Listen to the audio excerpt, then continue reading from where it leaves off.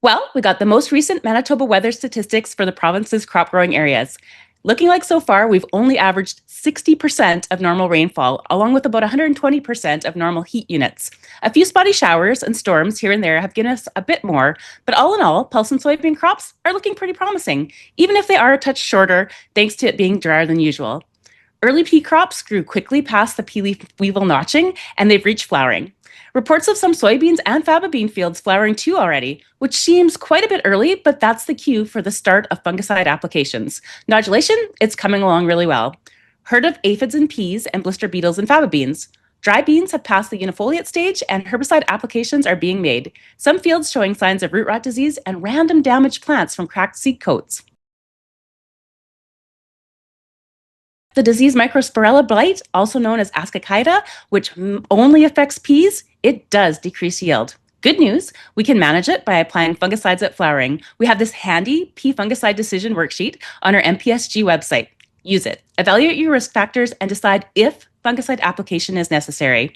So starting at the 10 node stage, scout each pea field. It works great. Just take a screenshot of the rating scale. And a hula hoop, go for a wander, count some plants, answer a few questions. Ask, do I have more or less than 8 plants per square foot? Can I see bare ground? Is it weedy? How wet are my boots when I walk through at noon? And what are the chances of rain and how much rain we might get in the next 5 days? Do I see purplish or brown freckles or brown lesions that have like yellow circles all the way around them on the bottom leaves? And how many plants inside my hoop have those spots and dots? And on your camera roll, just open that screenshot of the rating scale, use the editing and marker function, circle a number in each section. It kind of makes me laugh. When it asks you about the 5-day weather forecast, you can actually choose the answer unpredictable. Isn't that the truth? Anyway, add up your points from each section and get your total risk factor score. So it's kind of like retirement age. Patiently wait until 65.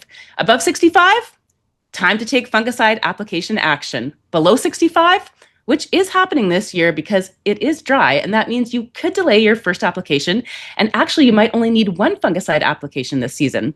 That risk of yield loss, it increases when those spots and dots spread above the bottom 1/3 of the plant canopy.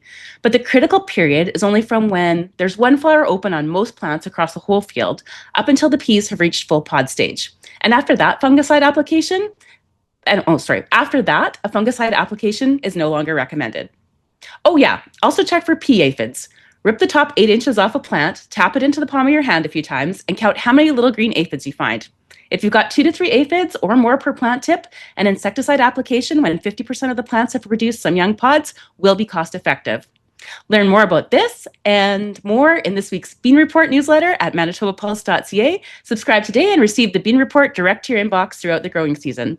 I'm Wendy, and like always, it's been a pleasure.